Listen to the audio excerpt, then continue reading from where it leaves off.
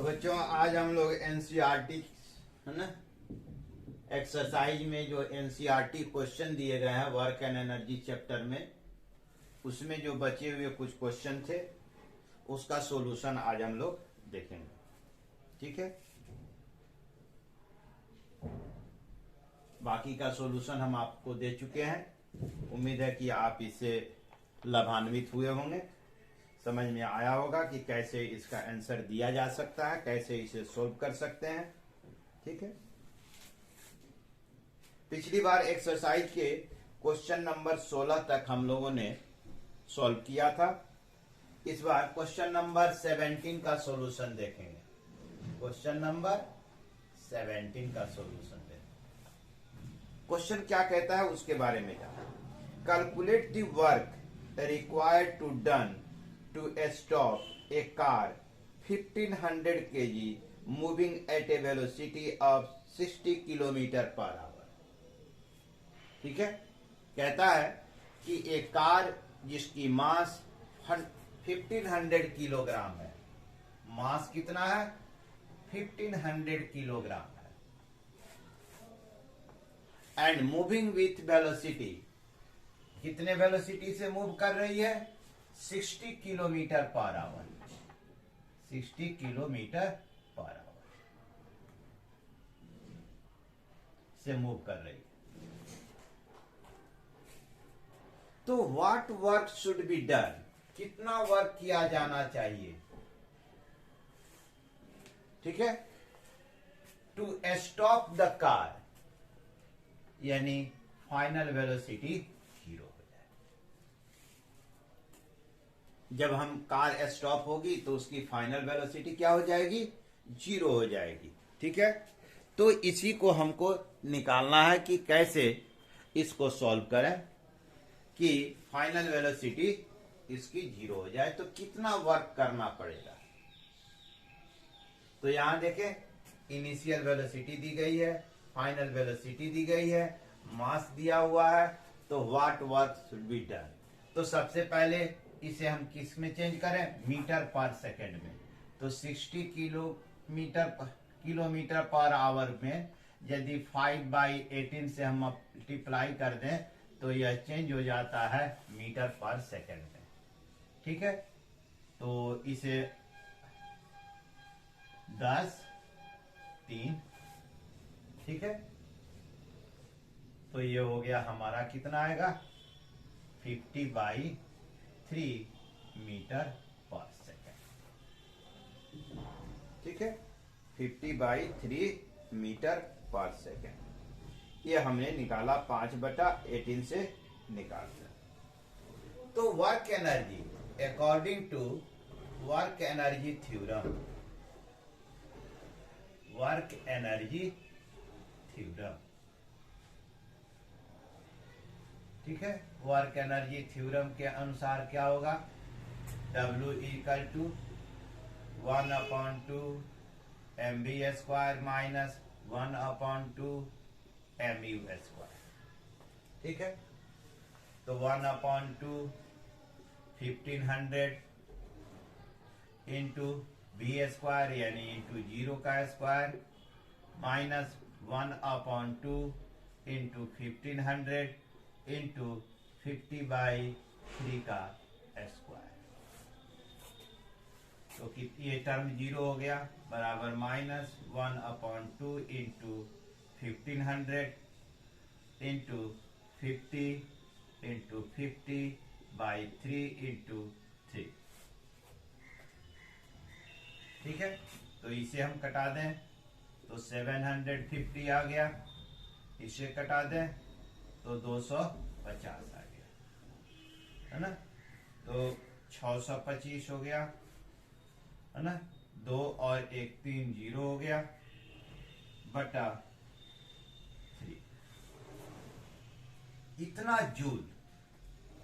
ठीक है ना, यदि 1000 से हम भाग दे दें तो माइनस 625/3 किलो जूल, इतना हमें वर्क करना पड़ेगा। ये निगेटिव साइन क्या शो करता है, the force should be applied against the direction of the motion.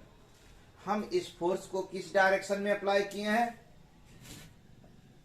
Motion के अगेंस्ट में, उसके अपोजिट डायरेक्शन। निगेटिव साइन यही शो करता है। और कितना वर्क करना पड़ेगा? तो 625/3। और निगेटिव साइन बताता है कि हमें जो फोर्स अप्लाई करना पड़ेगा, यानी जो वर्क करना होता है against the direction of the motion. ठीक है, अब क्वेश्चन नंबर 18 का सॉल्यूशन देखते हैं।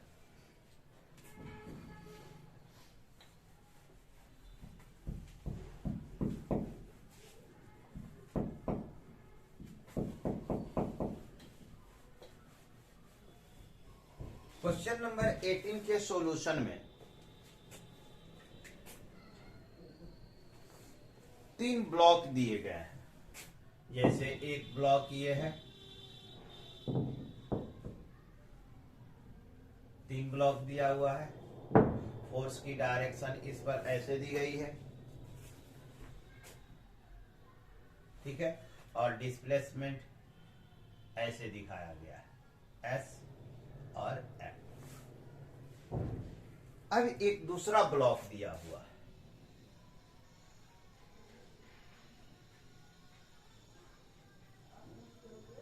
ठीक है।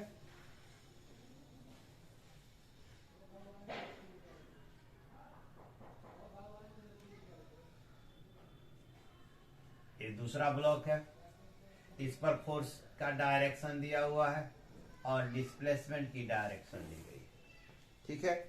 तो इस पर फोर्स की डायरेक्शन ऐसे है, ये फोर्स की डायरेक्शन है, ये डिस्प्लेसमेंट की डायरेक्शन है।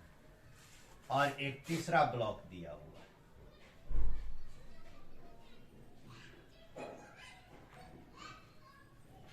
इसकी डायरेक्शन की डिस्प्लेसमेंट ये दी गई है, फोर्स की डायरेक्शन ये दी गई है। तो फर्स्ट, सेकंड और थर्ड, ये 3 फिगर दिए गए हैं, ठीक है। तो कहता है, पूछता है कि स्टेट इन विच, है ना, प्रत्येक में बताएं कि वर्क होता है या नहीं, रीजन दे। तो फर्स्ट का देखें, पहला डायरेक्शन ऑफ फोर्स, है ना, and direction of displacement makes, है ना, आर एट 90 डिग्री एंगल, ऐसे सीधे लिखे, आर एट 90 डिग्री। दोनों एक दूसरे पर क्या है? परपेंडिकुलर है। तो इनके बीच का एंगल कितना हुआ? ठीक है, इनके बीच का एंगल कितना हुआ? 90 degree. So there is no work done, there is no work done. तो इसमें कोई काम नहीं होता। दूसरा फिगर देखें, direction of force and direction of displacement दोनों एक ही दिशा में है ना। The direction of force and direction of displacement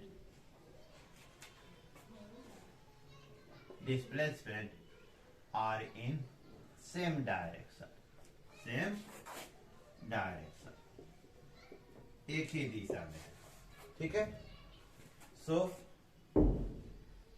work is done, work is done, and work done होता है, काम होता है। एंड हियर, यहां पर वर्क इज पॉजिटिव, और यहां काम क्या है? पॉजिटिव हो रहा है, क्योंकि दोनों एक ही दिशा में हो रहा है, फोर्स की डायरेक्शन, डिस्प्लेसमेंट की डायरेक्शन। 3 नंबर में देखें, डायरेक्शन ऑफ फोर्स इधर है, डिस्प्लेसमेंट इधर हो रहा है, ठीक है ना। The direction of force and direction of displacement are opposite, है ना, टू ईच अदर, एक दूसरे के विपरीत हैं। ठीक है, तो angle between them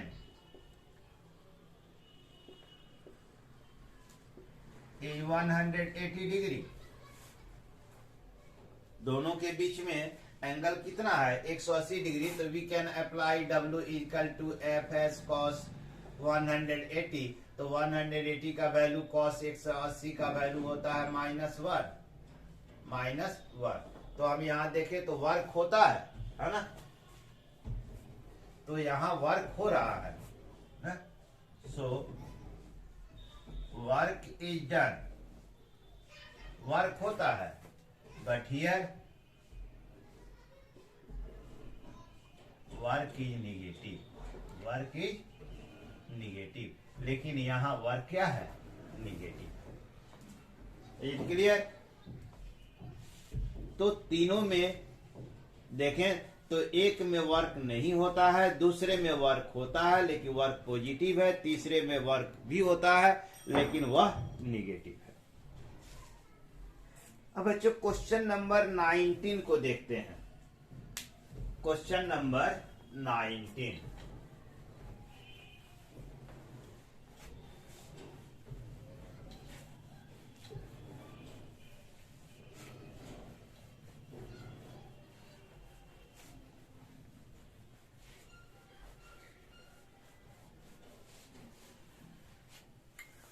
question number 19 देखते हैं। Soni said that the acceleration in an object could be zero even when the several forces acting on it. Do you agree with her? Why?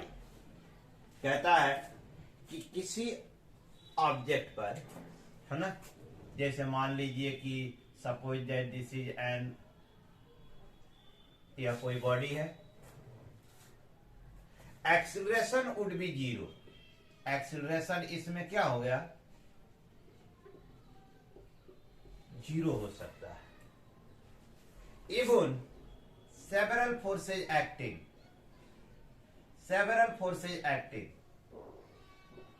इस पर कई फोर्स एक साथ लग रहे हैं।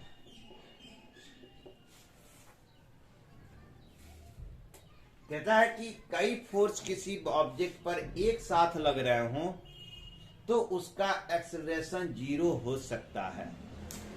ठीक है, यस होगा। एक्सेलरेशन बी जीरो एवं there are several forces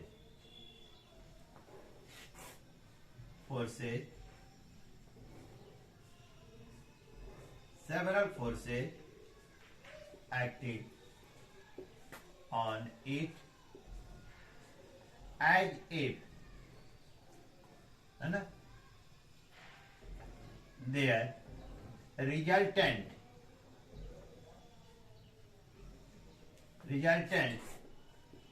force be zero। Acceleration कब जीरो होगा, ठीक है ना। कहता है कि यस एक्सीलरेशन भी जीरो, एक्सीलरेशन जीरो हो सकता है। There are several forces acting on it, है ना,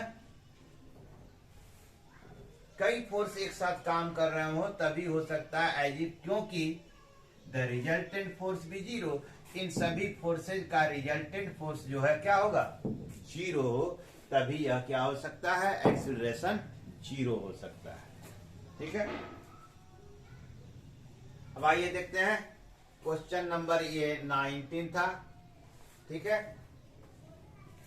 अब क्वेश्चन नंबर 20 का सॉल्यूशन देखते हैं। Question number 20,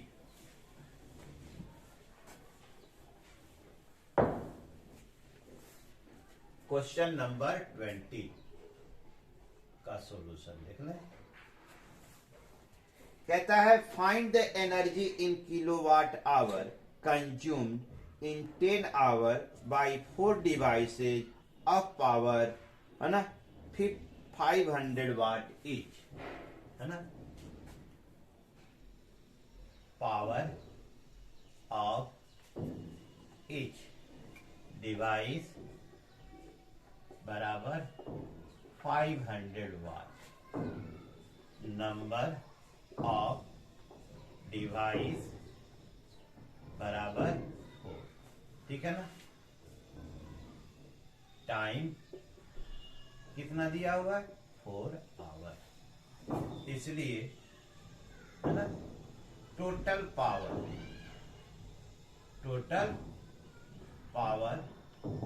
of 4 devices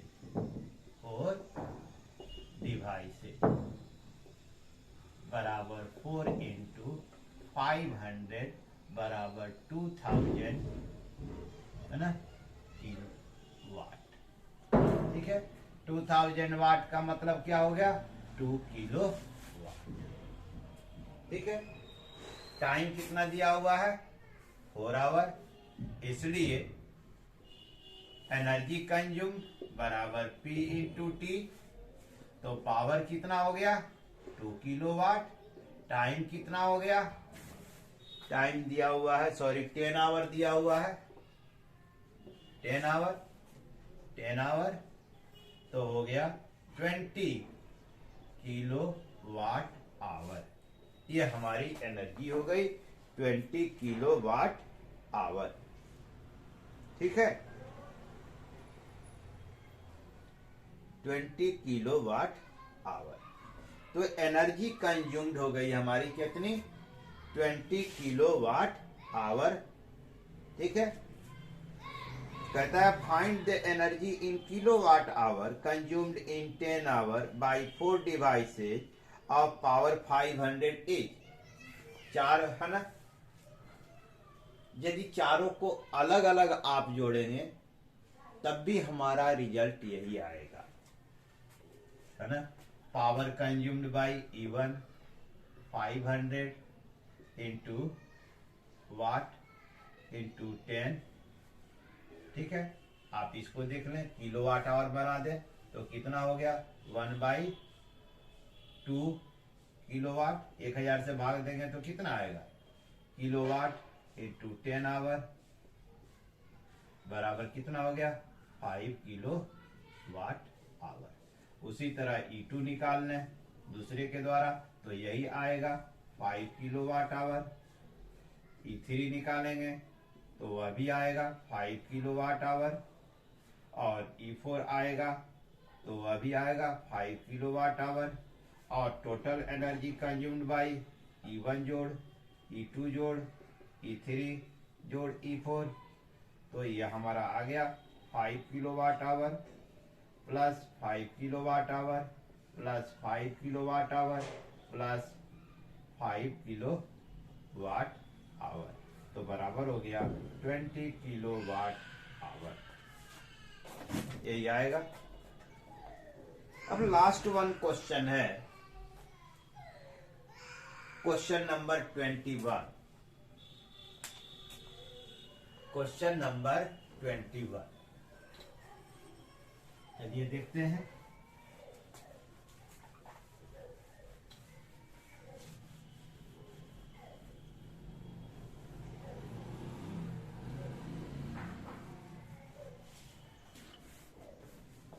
question number 21 का सॉल्यूशन देख लें क्या है। कहता है a free falling object eventually stop on reaching the ground, what happen its kinetic energy. जब कोई ऑब्जेक्ट, है ना, ऊपर से गिरती हुई जमीन पर टकराती है तो उसके अंदर जो काइनेटिक एनर्जी है वह काइनेटिक एनर्जी का क्या होता है, किस में कन्वर्ट होता है ना। दी काइनेटिक एनर्जी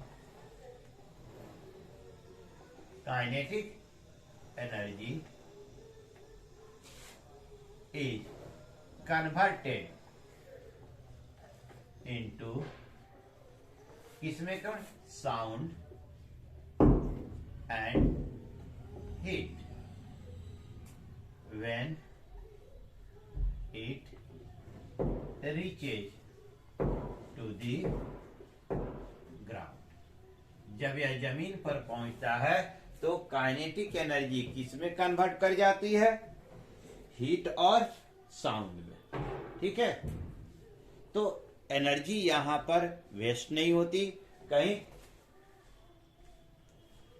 उसका केवल फॉर्म बदल जाता है, उसका रूप जो है बदल जाता है। साउंड में और हीट में यह एनर्जी चेंज कर जाती है। ठीक है बच्चों, कुछ बच्चों ने कहा है कि प्रैक्टिस के लिए कुछ क्वेश्चन डाल दीजिए, तो हम कोशिश करेंगे कि अगले, है ना, आगे आपको कुछ प्रैक्टिस के लिए हम क्वेश्चन दे दें, और फिर से हम बैक करेंगे अगले सेशन में कि ग्रेविटेशन में आपको प्रेशर भी है ना, और फ्लोटिंग भी है ग्रेविटेशन चैप्टर में, तो हम लोग चाहेंगे कि उस पर भी जो है चर्चा करें। तो बच्चों, अगले क्लास में हम लोग आपको कुछ प्रैक्टिस क्वेश्चन दे देंगे, आप प्रैक्टिस कीजिएगा, और ग्रेविटेशन चैप्टर से प्रेशर और फ्लोटेशन के बारे में हम पढ़ेंगे। थैंक्स।